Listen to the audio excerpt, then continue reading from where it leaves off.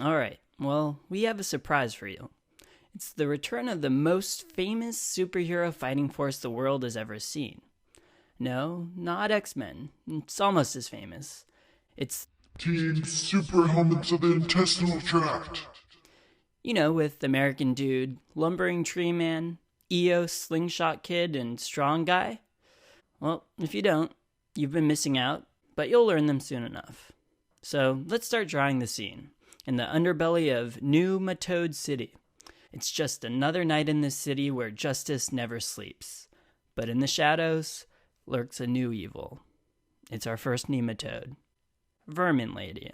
She's Enterobius vermicularis, also known as the pinworm.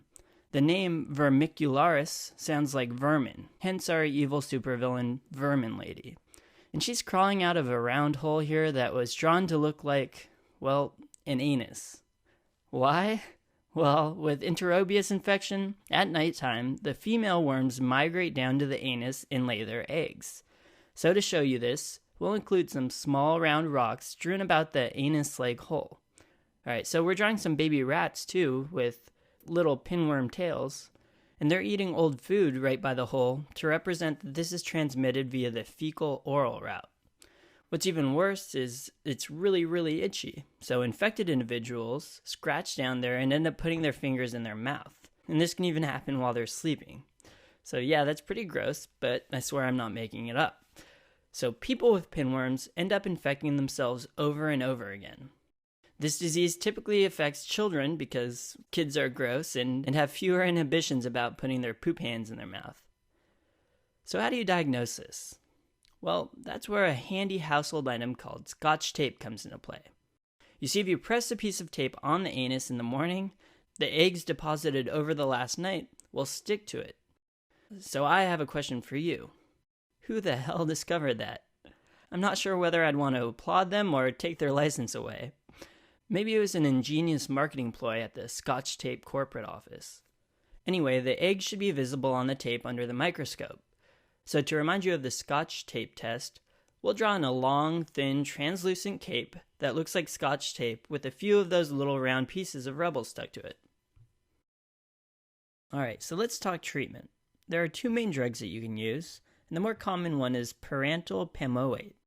So we've got our superhero saving the day with a PAM, right to the Vermin Lady's back. PAM for parental pamoate. And the other drug you can use is albendazole. Soon you'll see that all the intestinal nematodes that we're going to draw in this scene can be treated by bendazoles. To show this, we'll add some metal bars to the sides of the intestinal subway tunnel. See how they're all bent? So these bendy bars will be our recurring symbol for bendazoles. So who is this superhero saving the day? And look at all those shiny rings of justice around his neck and ankles. That's to remind you that he's our symbol for Ankylostoma duodenale and Necator americanus. Ankylostoma for ankle and Necator for neck. And he's American Dude to remind you of Americanus and duodenale. Ankylostoma and Necator are two types of hookworms that are found in the rural southern United States. So of course he's swinging using his trusty hook shot, and check out these big red boots. He's wearing them to remind you how the parasite infects the host. The way you can get infected is by walking barefoot. In fact, the larvae penetrate the skin of the soles of the feet, and once inside the bloodstream, they go straight to the lungs so they can ascend the bronchial tree and make their way all the way up until they get coughed up and swallowed. Then they mature into adults in the small intestine. It's such an insanely circuitous route, it's pretty incredible. Anyway, to show this worm's incredible voyage through the bloodstream to the lungs and then back down in the small intestine, we'll give him a cool design on his superhero spandex suit with an arrow pointing up to the lungs and then back down to the GI tract. Now, these are some serious bloodsuckers. They attach to the gut wall and feed from the capillaries in the intestinal villi. So these patients can develop a severe iron deficiency anemia, which will signify with this iron dangling from the end of the hook shot. Notice the microcytic and hypochromic little steam holes on the bottom? So to diagnose this infection, you'll find its eggs in the stool. Notice some of America Dude's little round grenades have fallen into the puddle of water? This is to remind you to look for eggs in the stool. You should also look out for a high eosinophil count. Remember, eosinophils are those white blood cells with little pink granules and bilobed nuclei. Every superhero needs a trusty sidekick, so in comes Eos Slingshot Boy with his trusty bilobed slingshot and little pink granule ammo. Again, he represents eosinophilia, and he'll be a recurring symbol throughout the parasite videos. Once again, we've got the bendazoles, or PAM, parental pamoate, as the two drugs you can use to treat this infection. But probably most important is to wear shoes. Parental pamoate will be the choice for these two parasites only, which is why we have PAM written between the two of them. The next intestinal nematode I'll talk about is Ascaris lumbricoides, the giant roundworm.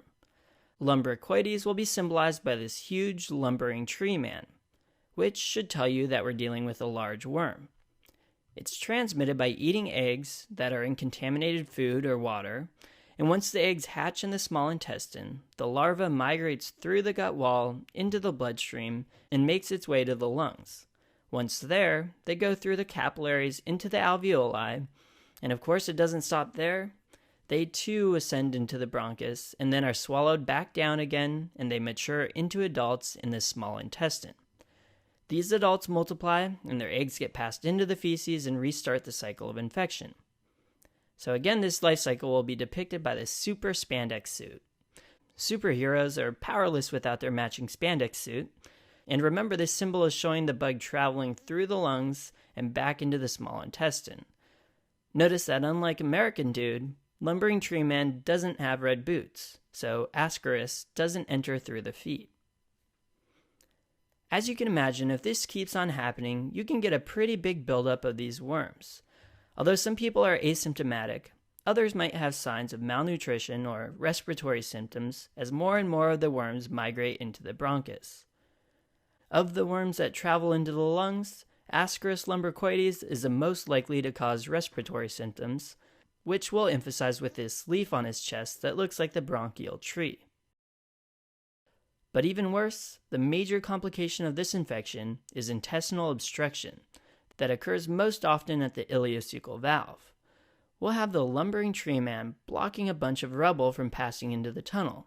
He's obstructing the tunnel like Ascaris can obstruct the ileocecal valve. Now, how do we diagnose this? Well, looking back at the life cycle, you can probably guess that you can find eggs in the feces. And this is represented by the little acorns dropping into the puddle here. Also, patients typically have high eosinophil count, so don't forget the Eos Slingshot Boy and his granules. We'll add some more eosinophilic granules around the lumbering tree man. Now, how do we treat this? Well, I already spoiled the answer in the beginning of the video by telling you all these bendy bars treat the worms in this video. So use a bendazole. Bendazoles work by causing microtubule dysfunction and eventually makes these worms immobile. But if you immobilize a ton of worms, then you can actually induce obstruction by using this drug. So we're not illustrating this, but just be aware. Don't give microtubule inhibitors to pregnant women either. Instead, you would consider using PAM, or parental pamoate. Alright, now for my personal favorite superhero, Strong Guy, aka Strongyloides stercoralis. Strong Guy here is wearing these big red boots to match American Dude, and this is because Strongyloides larvae penetrate through the skin on the bottom of the feet. Also like American Dude, when it gets into the blood, it goes to the lungs, climbs the bronchial tree, gets swallowed, and matures in the GI tract. So we'll have Strong Guy fit in with his companions by giving him this matching hero insignia on his chest.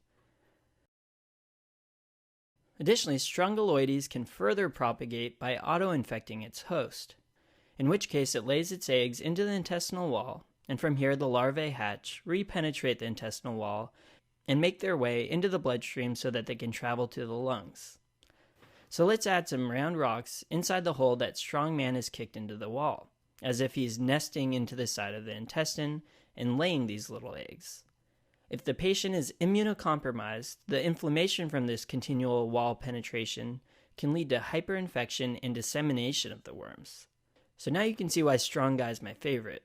While the other heroes are saving the day attacking Vermin Lady and holding back a rock slide. Strong Guy is off to the side practicing high kicks against the wall. Useless. So to make this diagnosis, there's something you gotta remember. Since the eggs are laid into the intestinal wall, they don't get passed into the stool, and instead you'll only find larvae which have already hatched from the eggs and crawled out of those holes. Notice how some of these larval worms are escaping from the busted open wall and falling into the central lumen of the picture. They're landing into this puddle to remind you to look for larvae in the stool. We'll also add a few more pink granules to remind us of eosinophilia. Eosinophil granules everywhere. There are 2 drugs that you can use to treat strongyloides infection. Well, you know one, albendazole, signified of course by the bendy bars. And the second one is ivermectin. When you see the word, think rivermectin, which we'll symbolize with this no dumping drains to the river sign. So river for rivermectin. And just when you thought the forces of evil were no match for this super spandex-clad team, an evil trickster lurks in the shadows. Porky Trickster, half swine, half man, all evil. Notice the spirals on his suit? That's because he's our symbol for Trichinella spiralis, an intestinal nematode that you find in undercooked meat like pork or bear. Infection with Trichinella causes a wide range of symptoms, including fever, vomiting, and periorbital edema. So let's give this evildoer large red glasses to represent periorbital edema, and he'll have some green drool and big drops of sweat because he's been vomiting and having a fever. Man, you don't look too good, Porky. Trichinosis also causes severe myalgias, or muscle aches. Why? Well, I'm glad you asked. After ingestion of the cysts, from where again? Right, undercooked meat.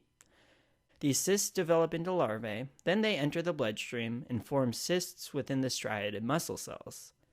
Let's draw some red pipes to represent the bloodstream, and we'll color the brick wall to look like striated muscle. This evil little pig has planted all of his cyst-shaped explosives into the wall, and it's starting to do some damage. It's blowing a hole into the wall, so let this explosion in the muscle wall with fire remind you of the muscle inflammation that leads to myalgia. Here are the last of Eos Slingshot Boy's granules for eosinophilia, and don't forget bent bars signifying that he too can be treated with albendazole. Well, that's it. Will American Dude and the rest of the uncanny spandex team make it in time before he sets off the detonator and blows the whole world to smithereens? Find out next time on Team Super Helmets of the Intestinal Tract.